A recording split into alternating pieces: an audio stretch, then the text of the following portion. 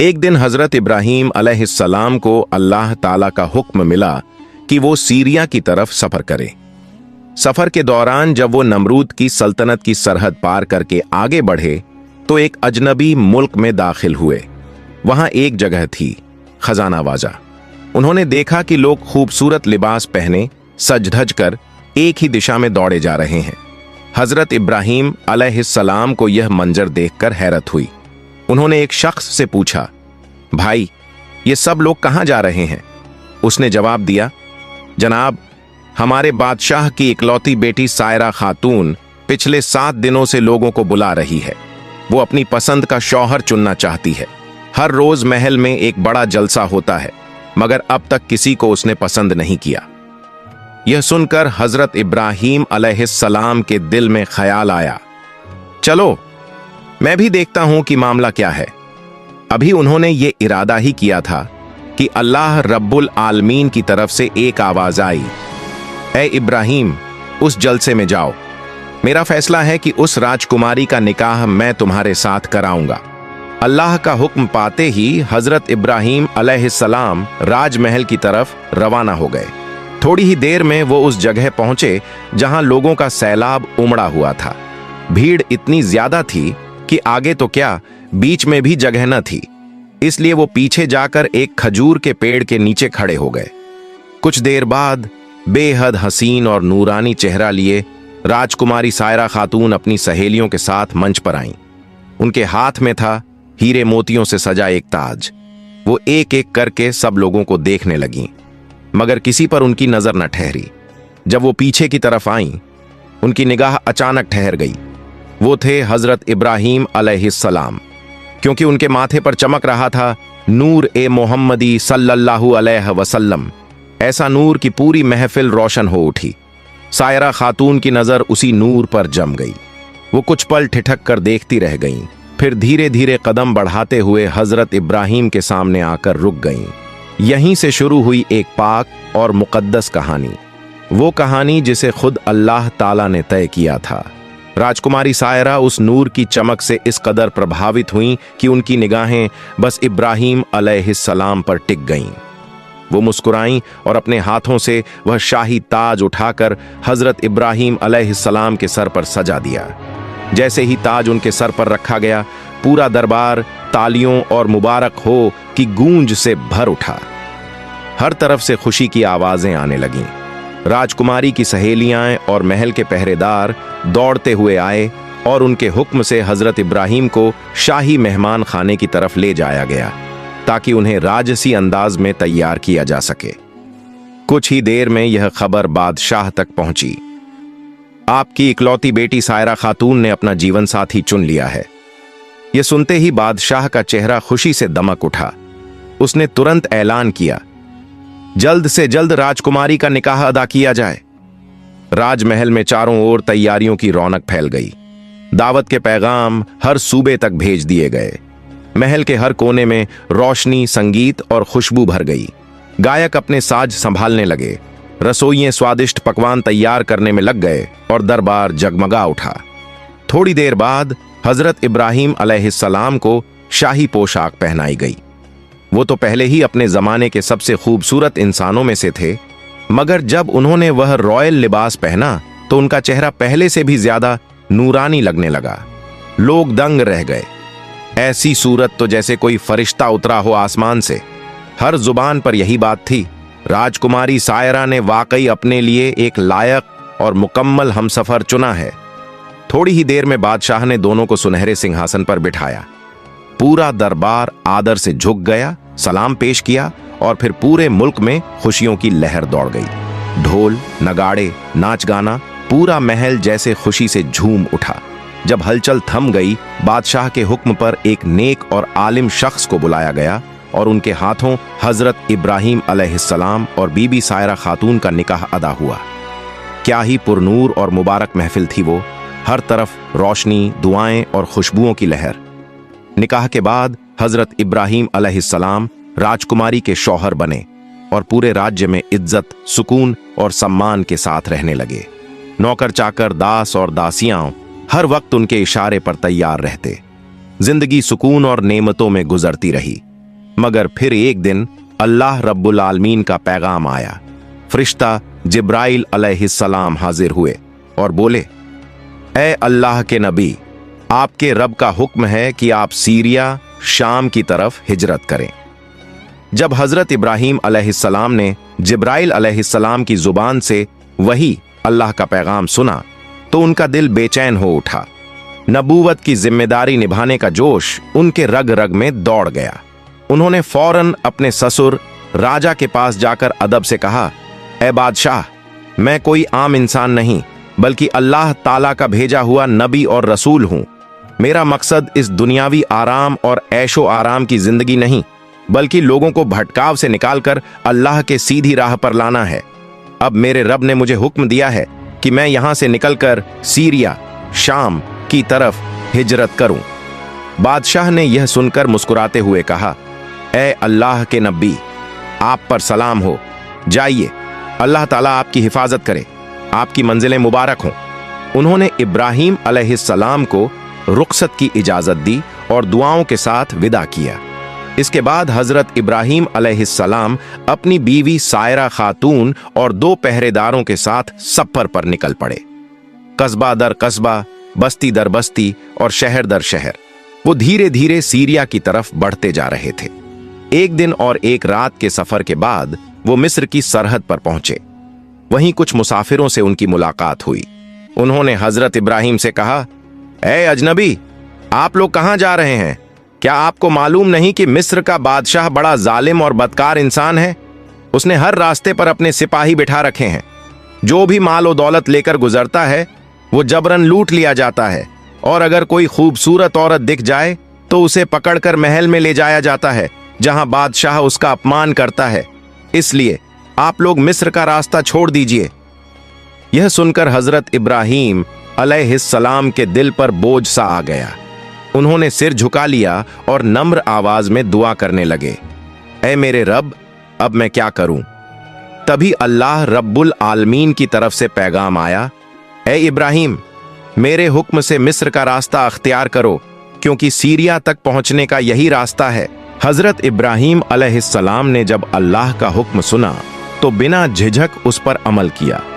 पूरे भरोसे और ईमान के साथ वो मिस्र की तरफ चल पड़े। रास्ते में चलते हुए उन्होंने एक तदबीर सोची, क्योंकि अब उन्हें मालूम था कि मिस्र का बादशाह बदनीयत और जालिम इंसान है और उसके सिपाही राहगीरों को लूटने से पीछे नहीं हटते। उन्होंने अपनी बीवी सायरा को एक लकड़ी के संदूक में बिठाया और उस संदूक को अपने सर पर रखकर आगे बढ़ने लगे। लेकिन ज्यादा दूर नहीं गए थे कि रास्ते में कुछ पहरेदारों ने उन्हें रोक लिया। उनमें से एक ने ऊंची आवाज में कहा, रुको, जो कुछ तुम्हारे पास है सब हमारे हवाले करो और यह संदूक, इसमें क्या छिपाया है, हमें इसे देखना होगा। हजरत इब्राहीम अलैहिस्सलाम ने नरमी से कहा, मेरे पास जितनी भी दौलत है सब ले लो, लेकिन इस बक्से को मत खोलो। मगर उन जालिम पहरेदारों ने उनकी बात की जरा भी परवाह नहीं की। उन्होंने जबरदस्ती वह बक्सा छीना और उसका ढक्कन खोल दिया, और जैसे ही संदूक खुला सबकी आंखें ठहर गईं, सांसें थम गईं। अंदर बैठी थीं बीबी सायरा, एक हसीन, पाक दामन और नूरानी औरत। उनकी सूरत देखकर हर पहरेदार दंग रह गया। वो उस जमाने की सबसे खूबसूरत और शरीफ औरतों में से थीं।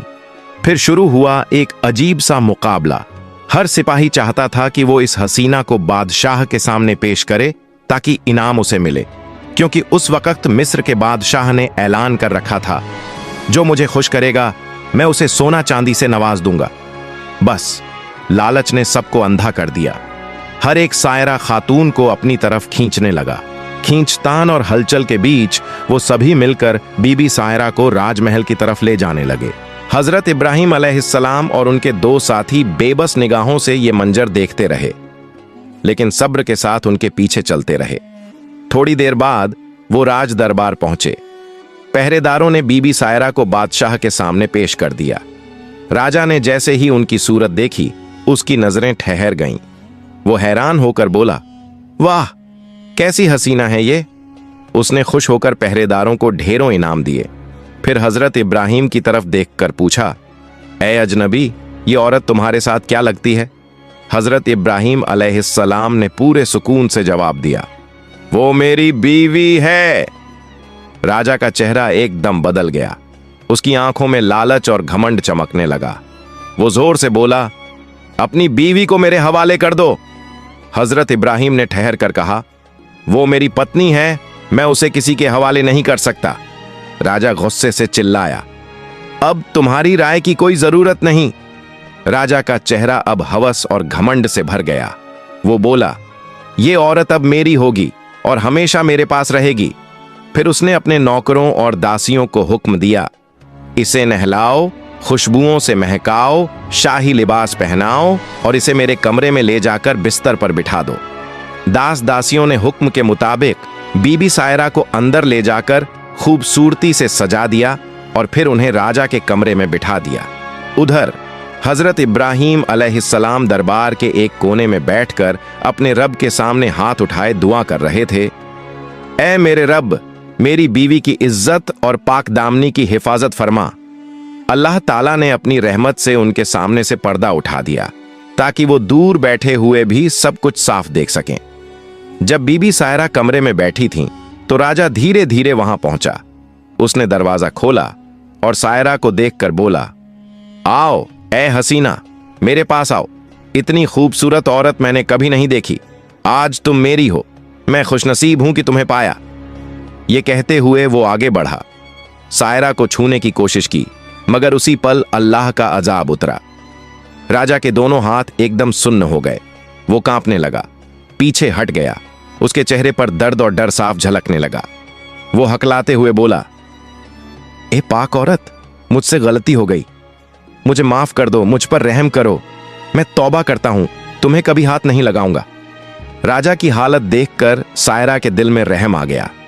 उन्होंने हाथ उठाए और रोते हुए दुआ की, ऐ मेरे रब, इस आदमी को हिदायत दे दे और इसे शिफा अता फरमा।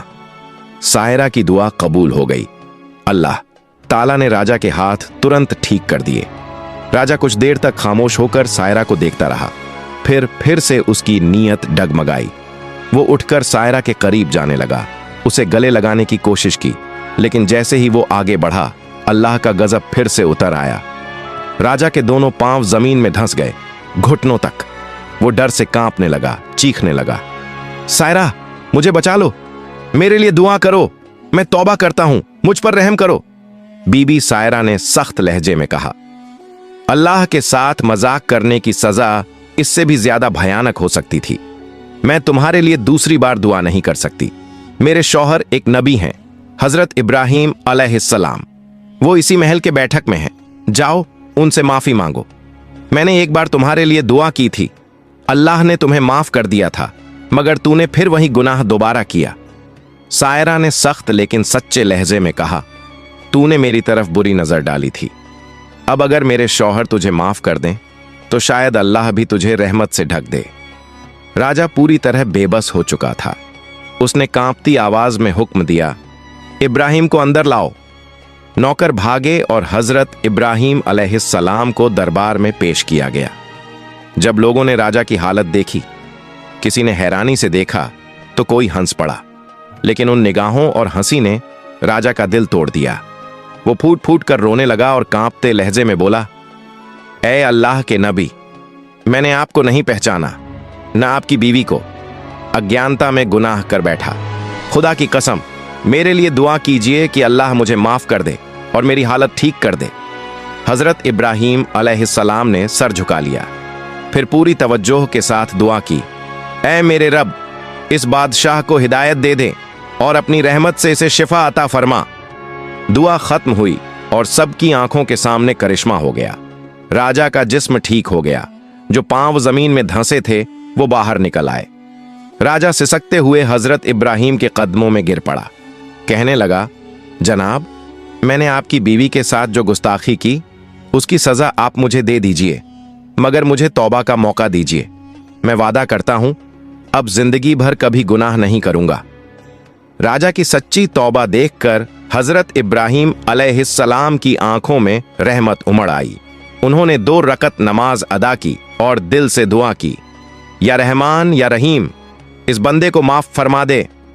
दुआ के असर से राजा का दिल बदल गया, आंखों से अश्क बह निकले। वो सायरा और इब्राहिम अलैहिस्सलाम के मौजज़े को देखकर हैरान रह गया। उसे यकीन हो गया ये दोनों कोई आम इंसान नहीं बल्कि अल्लाह के चुनिंदा बंदे हैं। उसने दोनों को अपने महल के सबसे ऊंचे और सम्मानित मुकाम पर जगह दी। अब हजरत इब्राहिम अलैहिस्सलाम उस दरबार में एक इज्जतदार सलाहकार के तौर पर रहने लगे। उन्होंने सोचा अगर इस बादशाह को सही इस्लाम की तालीम दी जाए तो उसके जरिए पूरे मिस्र में अल्लाह का पैगाम फैल सकता है। उन्होंने अपने रब से इजाजत मांगी और अल्लाह ने अपने नबी की दुआ कबूल कर ली। फिर कुछ अरसा उन्होंने वहीं रहकर बादशाह को नसीहतें दीं। रियासत से जुल्म मिटाओ, भ्रष्टाचार और नाइंसाफी को खत्म करो, अपहरण और ज्यादती को रोक दो। इस तरह मिस्र की धरती पर हक, इंसाफ और रहमत का नूर फैलने लगा। हजरत इब्राहिम अलैहिस्सलाम ने फरमाया, ए बादशाह, अब इस मुल्क को अल्लाह के कानून और इंसाफ के उसूलों पर चलाओ, क्योंकि यही रास्ता हक और अमन की तरफ ले जाता है। बादशाह उनके इल्म, अखलाक और रहमत भरे किरदार से गहराई से मुतासिर हुआ। उसने सर झुकाकर कहा, ए नबी ए खुदा, आपकी वजह से मेरी जिंदगी बदल गई। अल्लाह का लाख लाख शुक्र है कि उसने मुझे हिदायत दी। वक्त गुजरा और धीरे धीरे पूरे मिस्र में ला इलाहा इल्लल्लाह की सदा गूंज उठी। लोग झुंडों के झुंड हजरत इब्राहिम अलैहिस्सलाम के हाथ पर इस्लाम कबूल करने लगे। अब मिस्र की सरजमीन पर इंसाफ, अमन और तौहीद का नूर छा गया था। एक दिन जब मिस्र पूरी तरह इस्लामी हुकूमत में तब्दील हो चुका था, हजरत इब्राहिम अलैहिस्सलाम बादशाह से मुलाकात के लिए दरबार पहुंचे। नर्म लहजे में बोले, ए बादशाह, मेरे रब का हुक्म है कि अब मुझे रवाना होना है। अगर आपकी इजाजत हो तो मैं शाम, सीरिया की तरफ सफर करना चाहता हूं। यह सुनकर बादशाह का दिल भारी हो गया।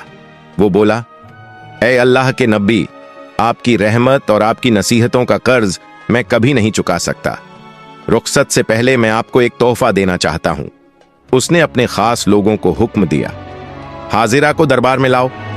कुछ ही देर में एक पाक दमन, नूरानी चेहरे वाली औरत को पेश किया गया। बादशाह ने अदब से कहा, ए नबी ए खुदा, आपने जो मुझ पर रहमत की उसके शुक्राने के तौर पर मैं यह नेक और शरीफ औरत हाजिरा आपको तोहफे में पेश करता हूं। प्यारे दर्शकों, यहां जानना जरूरी है, यही बीबी हाजिरा अलैहिस्सलाम आगे चलकर वो मुबारक खातून बनी जिनके घर में हजरत इस्माइल अलैहिस्सलाम का जन्म हुआ और जिनकी याद में आज भी सफा मरवा की सई और जमजम का चमत्कार याद किया जाता है। इन्हीं की नस्ल से आगे चलकर हमारे प्यारे नबी रहमतुल लिल आलमीन हजरत मोहम्मद तशरीफ लाए। असल में बीबी हाजिरा कोई साधारण दासी नहीं थीं। वो एक उच्च वंश की इज्जतदार और शरीफ औरत थीं। मगर उस दौर में जब उनका कबीला एक जंग में शिकस्त खा गया तो उन्हें कैद कर मिस्र के दरबार में लाया गया और वहीं से अल्लाह की मशीयत से वो नबी की अजीज बीवी बनी और इस्लाम के इतिहास में अमर हो गईं। हजरत इब्राहिम अलैहिस्सलाम ने इस तोहफे को शुक्राने के साथ कबूल किया। फिर बादशाह से अर्ज की, ए अजीम बादशाह, अब मैं मिस्र छोड़कर शाम रवाना होने वाला हूं। रुखसत से पहले चाहता हूं कि इस मुल्क के लोगों को कुछ आखिरी नसीहतें कर दूं। बादशाह ने इज्जत से सिर झुकाकर कहा, ए नबी ए खुदा, आपकी बात हमारे लिए कानून है। और फिर फौरन पूरे मुल्क में ऐलान करवा दिया गया, कल सुबह अल्लाह के नबी इब्राहिम अलैहिस्सलाम मिस्र की कौम को आखिरी वसीयत और पैगाम देंगे। एक खास दिन पूरा मिस्र की रईस, अमीर और बड़े अफसर एक खुले मैदान में जमा हुए जहां हजरत इब्राहिम अलैहिस्सलाम उनसे खिताब करेंगे। जैसे ही वह दिन आया, पूरा शहर उस मैदान में सिमट आया। हर तरफ भीड़ थी, सन्नाटा और रूहानी एहसास ने माहौल को भर दिया। जब हजरत इब्राहिम अलैहिस्सलाम मंच पर तशरीफ लाए तो चारों तरफ सन्नाटा छा गया। उन्होंने हाथ आसमान की ओर उठाया और कहा, ए लोगों, अल्लाह ताला से डर रखो, जुल्म, नाइंसाफी और लालच से दूर रहो। अल्लाह ही हर चीज देने वाला है, उसी पर भरोसा रखो। उनकी आवाज में इतनी रूहानियत थी कि मैदान में बैठे हर शख्स की आंखें नम हो गईं। लोगों के दिल कांप उठे। हर जुबान से निकला, हम वादा करते हैं, ए अल्लाह के नबी, हम जिंदगी भर इस्लाम के रास्ते पर कायम रहेंगे। जब यह रूहानी मजलिस खत्म हुई, हजरत इब्राहीम अलैहिस्सलाम ने सजदे में झुककर अल्लाह ताला का शुक्र अदा किया और कहा, ऐ मेरे रब, तूने अपनी रहमत से इन लोगों के दिलों में रोशनी भर दी। फिर वह धीरे धीरे बादशाह के साथ महल की तरफ रवाना हुए। चेहरे पर सुकून था, आंखों में नूर था। अगले ही दिन हजरत इब्राहीम अलैहिस्सलाम ने बादशाह और संपूर्ण देशवासियों से विदा लेने की तैयारी की। महल में सन्नाटा छा गया था। हर चेहरा उदास, हर नजर में मोहब्बत और इज्जत झलक रही थी, क्योंकि वह जा रहे थे अल्लाह के नबी, जिन्होंने मिस्र को अंधकार से निकालकर ईमान और हक की रोशनी में डुबा दिया था। प्यारे दोस्तों, हमारी कहानी यहीं समाप्त होती है। अगर आपको यह वीडियो अच्छी लगी हो तो इसे लाइक करें और कमेंट में आमीन जरूर लिखें। इस्लाम का पैगाम पूरी दुनिया में फैलाने के लिए वीडियो को शेयर करना न भूलें। और अगर आप हमारे चैनल पर नए हैं तो चैनल को सब्सक्राइब करें। अल्लाह हाफिज।